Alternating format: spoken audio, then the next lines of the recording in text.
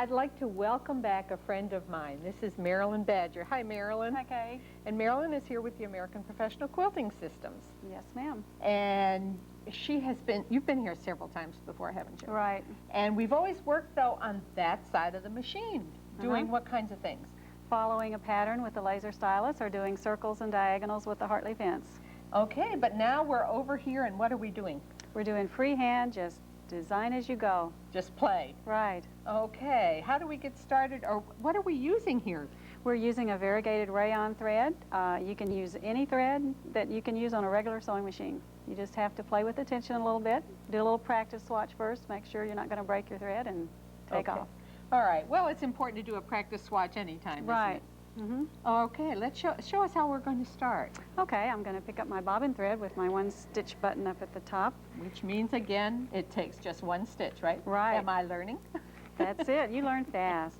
And you know what we didn't? We didn't clip our bobbin thread, so I'll just break it. There we go. And it's up. And again, I like to start with my needle down. All right.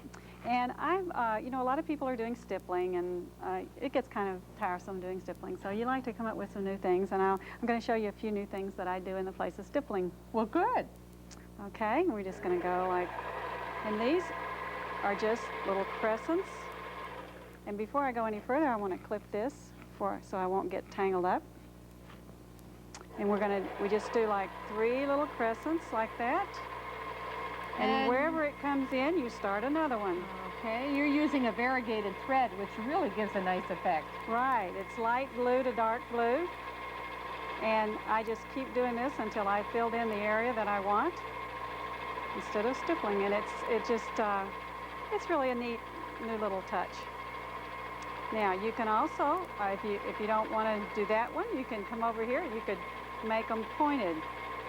And just repeat them. Come down here. Do some more points. Sometimes you don't have to do 3. You can do 2 if you want to, or just whatever it takes to fill in an area and get back to where you want to do another one.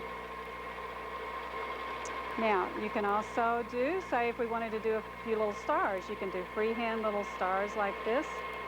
Throw in a little loop-de-loop here. Go up here and do another one. This would be good on like a 4th of July or some starry nights or whatever quilts.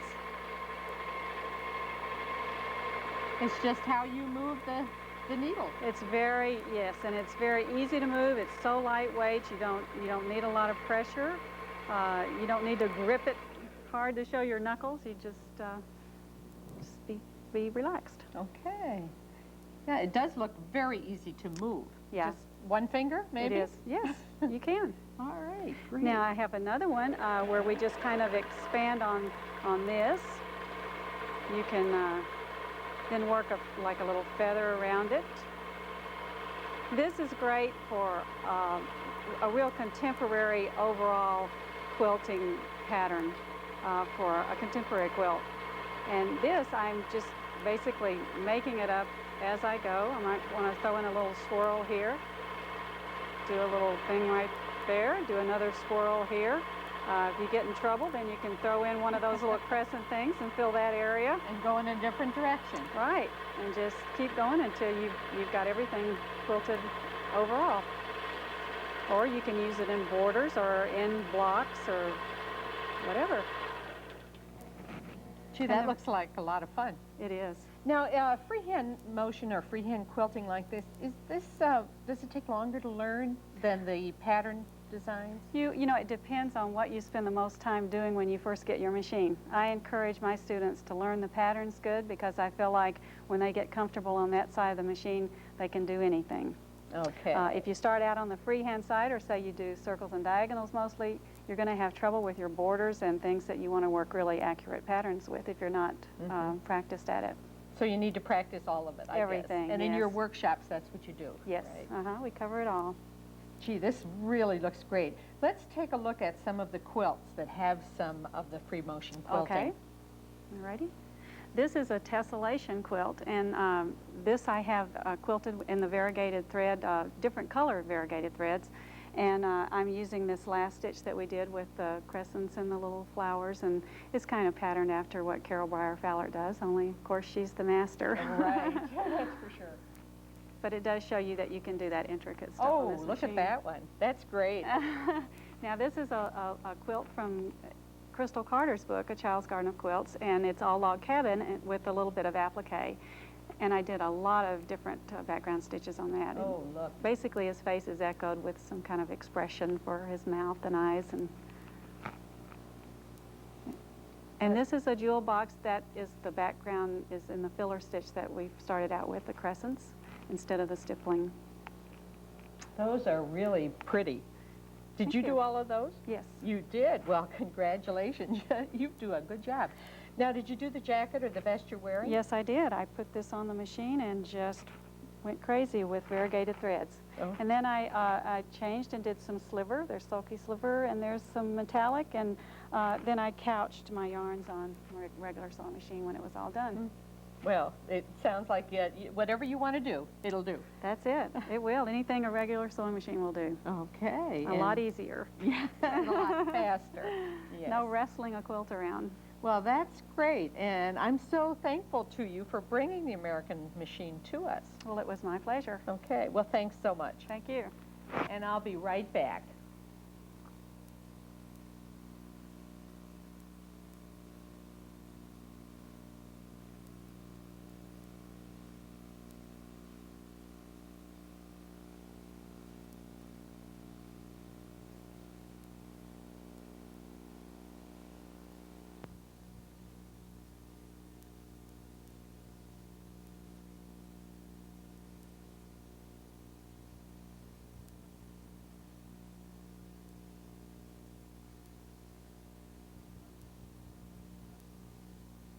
American Professional Quilting Systems. Hi, Marilyn. Hi, Kay.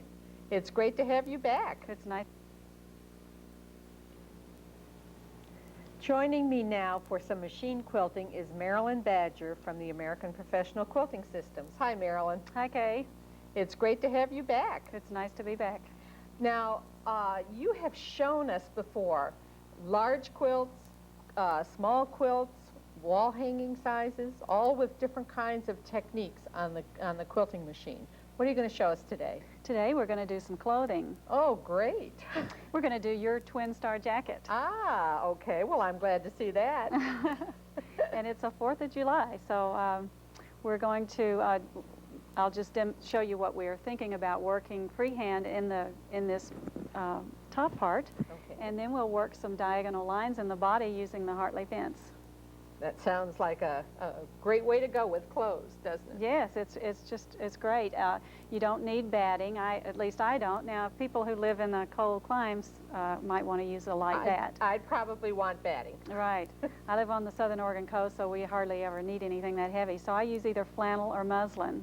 Okay, and I notice here on the machine you've already got a piece set up, and it's pinned to a piece of flannel. Right. I just pin around the peripheral of the piece, and try not to bump into those pins when I'm quilting. So you have to kind of keep an eye on it when you stop and start. Okay, so when it's finished, this piece of that we're going to quilt will be quilted to the flannel. Right. And it'll be ready to construct your garment then. Yes, generally I cut it out a size larger. Good so idea. That when it does quilt up a little bit, I can, and sometimes it will get a little stretched out or whatever, and you want to trim the sides down nice and even when you get done. Okay. And then you, once you've quilted it, that flannel is your batting, and you line it, and it's all done. All done. Okay. Well, how are we going to get started here? Well, you'll notice in my fabric I have kind of a pattern in the fabric, which is some diagonal lines, and so I'm going to try to just hit those diagonal lines and quilt right up that way. So I have my fence over here, my Hartley fence is here, and it's lined up. I have the bar locked in for that angle, so you never have to change it again. Once you do that one angle and it's set, you just roll it along the table, and you never have to worry about resetting it, which is really a nice factor when it comes to time. And So what we're aiming for are completely parallel lines, right? right, they will be perfect, just like the circles. Even if you can't sew a straight line, they're going to be perfect, right? Right. Okay, great. How do we get started now, Marilyn? Okay, we're going to hit our 1-stitch button up here and bring our bobbin thread up. And that just takes 1 stitch and it will lock it also. When we get our bobbin thread up, we will just take 1 other stitch. And I'll put my needle down by hand. First, I want to make sure that my wheel is on the fence, riding up against it, so we will have a diagonal. Then, I just stand over here to this side. I work it with just the palm of this hand and guide it right up the fence.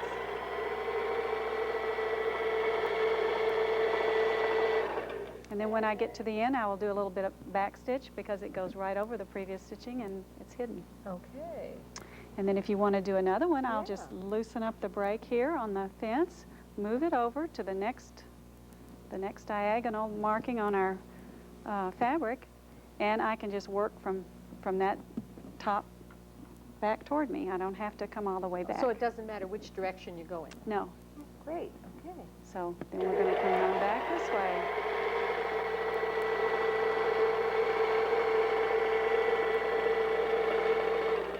Now, you said you were doing this with just the palm of your hand. How much pressure does it take to move it? Just very little. Just enough to hold the wheel against the fence so that it won't get off of it. And the wheel against the fence is what keeps the lines parallel. Right, and perfectly straight. Okay. So you're going to do the whole, this is the front and the front or the back of the jacket. Right, and if I had to break my stitching, say like in quilts, a lot of times you can't quilt the whole piece without breaking your stitching. So in that case, I always break in a seam. Okay. So that I can hide my stitches there in the seam, and you'll never see them. Sounds great. Now, did you quilt on the quilting machine the jacket you've got on? Yes, I did. I did some diagonal lines, and then I worked some little circles in the middle of it. So you did a lot of different kinds of quilting on there. Yes, and it just went really fast. Of course, there's not a whole lot to the pieces in the jacket, so they go real fast when you work on them on the quilting machine. Okay, and then after you get the individual pieces pieced or quilted, then you go ahead with the regular construction. Right. You'll cut it out around the edge and trim it back to your pattern. You'll take your pattern and lay it on top of it again to make sure it's right, and trim it up and sew it up. And you've and line it, and it's done. And as we mentioned before, you did quilt one of the garments for the style show, for the Fairfield Fashion Show, didn't you? Well, I quilted the lining for a raincoat that Cindy Wilson made for the fashion show, and we did circles to make it look like raindrops in the water, and it was a lot of fun. Okay, so on this side of the quilting machine, you have the patterns, you have the parallel lines, and you have the circles, right? Right. What else would you do from this side? Anything that you were going to follow with a stylus, you would do your borders, your motifs, whatever. Anything freehand you would do on the other side. Okay, so that's the basic difference. Right. Just gives you a little bit more flexibility, doesn't it? Right. Okay, and you can do any size, as we've talked about before. Any size. You can do from a small block, miniature quilt, up to a king-size spread. And I actually had a king-size spread mounted on the machine long ways to get a pattern that went up and down the bed. So it really takes a lot.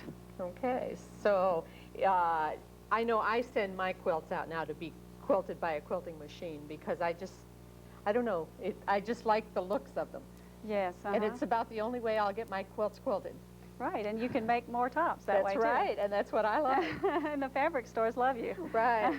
Well, thank you so much for being back with us again. Thank you for having me. Okay, and I'll be right back.